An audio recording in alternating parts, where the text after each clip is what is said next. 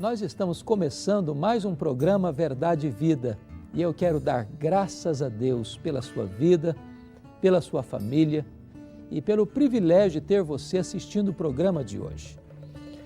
Nós vamos tratar de um assunto muito empolgante, muito atual, muito oportuno. Vou falar sobre família sob ataque e vou abordar este tema à luz de Hebreus, capítulo 13, versículo 4.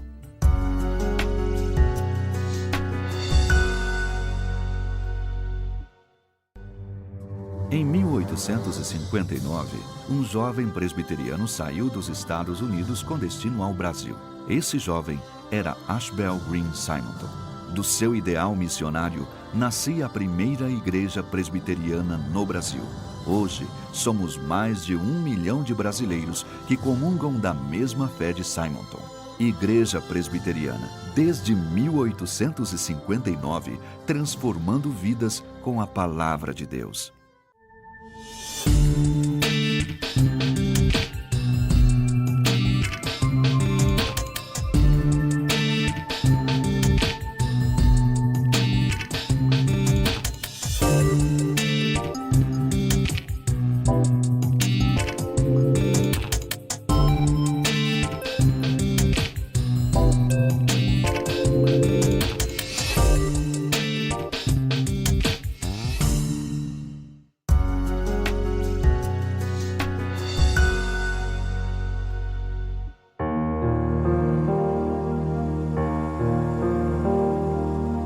Digno de honra entre todos seja o matrimônio, bem como o leito sem mácula, porque Deus julgará os impuros e adúlteros. A família hoje está sendo atacada e atacada com armas de grosso calibre. Há uma espécie de orquestração contra a família. Há todo um trabalho feito nos bastidores e também na linha de frente, para se desconstruir os valores da família, para se desmoronar e dinamitar os alicerces que sustentam a família. Esse ataque vem de muitas frentes, dos conceitos equivocados da nossa atualidade, do mundo secularizado, do relativismo moral, do descalabro dos costumes e dos valores morais. São muitas as forças explícitas e ocultas que atacam a família. A família está sendo atacada na mídia, na imprensa, nas cortes, nas casas de leis. A família está sendo atacada por aqueles que deveriam defendê-la. Mas há muitos perigos que ameaçam a família, que ameaçam o casamento. Hoje temos visto, por exemplo, que a própria ideia de gênero está sendo questionada. Se fala hoje de casamento entre duas mulheres, entre dois homens, o que contraria frontalmente o princípio da criação, a ética judaico-cristã que governou a história da humanidade ao longo dos séculos e que foi, na verdade, o padrão e o modelo para a realidade familiar. Hoje nós temos assistido com tanta tristeza um altíssimo índice de infidelidade conjugal. E onde há traição, onde o marido não respeita a esposa não respeita o marido, onde se estimula nas telenovelas a traição, a multiplicidade de parceiros, não se pode, nesse padrão distorcido e pelas avessas, construir uma família saudável, sólida, que vai prosperar e que vai abençoar a sociedade. Nós estamos assistindo, por exemplo, o alto índice de divórcio, que é, de certa forma, uma decorrência desse estímulo do relativismo moral, da infidelidade conjugal. Hoje se aplaude uma pessoa que teve 1, 2, 3, 4, 5, 6 casamentos, como se trocar de cônjuge é uma uma coisa tão simples como se trocar de roupa. As sequelas ficam, as consequências desastrosas ficam na vida dos filhos. E nós vamos então construindo uma sociedade sem valores, sem parâmetros morais, sem princípios absolutos, rendida ao relativismo moral, ao descalabro moral. Há outros perigos, como, por exemplo, a questão dos vícios, o alcoolismo, a questão das drogas. Quantos casamentos acabam?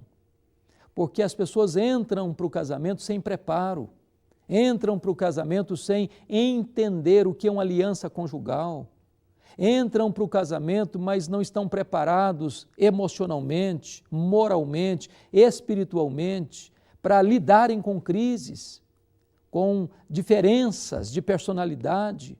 E de repente a pessoa entra para o casamento porque ela quer ser feliz, ela quer manter sua vida de solteira, ela quer que a sua vontade, seus valores ou a sua cosmovisão prevaleça.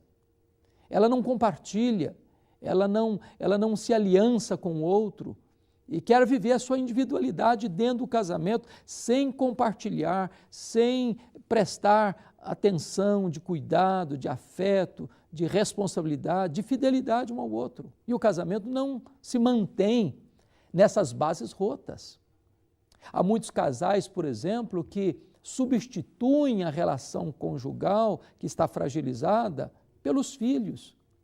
E se tenta compensar nos filhos a fragilidade da relação entre marido e mulher. E desta forma, destrói-se não apenas a relação conjugal, mas também atinge frontalmente a vida dos filhos. A melhor maneira de um pai e uma mãe abençoar os seus filhos é ter um bom casamento, é ter um bom relacionamento conjugal, porque isso produz segurança, isso dá estabilidade emocional para os filhos, isso mostra para os filhos, mais do que com palavras, o exemplo do que significa um casamento que tem valor, que tem dignidade e que tem apreço. Há muitos riscos, por exemplo, a questão financeira. Há muitos casais hoje se separando, por quê? Porque há um desequilíbrio financeiro. Não existe nenhuma disciplina no ganhar, no gastar, no investir. E um casal que se envolve com dívidas, que gasta mais do que ganha, daqui a pouco está em crise, não só financeira, mas também em crise conjugal. Há, por exemplo, um problema hoje gravíssimo da pornografia, onde se calcula que 30% dos homens são viciados em pornografia e muitas vezes querem importar todo o lixo desta indústria pornográfica para o quarto conjugal, para o leito conjugal. E a Bíblia diz que Deus julga os impuros, digno de honra entre todos é o matrimônio e o leito sem mácula, ou seja, a relação sexual santa, pura e imaculada. Deus instituiu o casamento. Deus ama o casamento. Deus ama a família. Deus tem princípios que devem regular e regulamentar a vida do casamento, a vida da família. Se nós observarmos os preceitos de Deus, nós vamos construir casamentos sólidos, famílias sólidas, famílias bem-aventuradas. Nós não temos que seguir um modelo pelas avessas que a sociedade tenta nos impor, goela abaixo. Nós precisamos nos voltar aos preceitos e aos princípios de Deus, porque o Deus que instituiu o casamento e a família, Ele que tem as normas, as balizas e as diretrizes mais adequadas para nós construirmos famílias que tragam glória para o seu nome, que tragam felicidade para o casal, que tragam bênção para os filhos, que tragam edificação para a sociedade. Eu gostaria que você, nesse momento, refletisse sobre este assunto.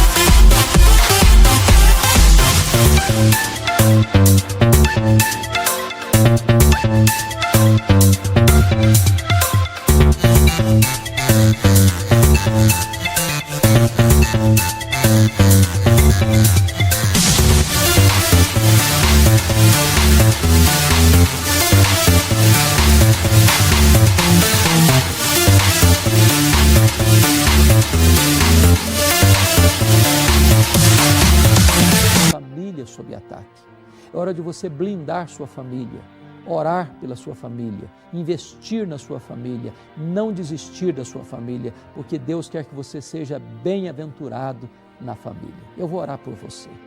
Pai querido, aplica esta palavra ao coração daqueles que nos assistem, em nome de Jesus. Amém.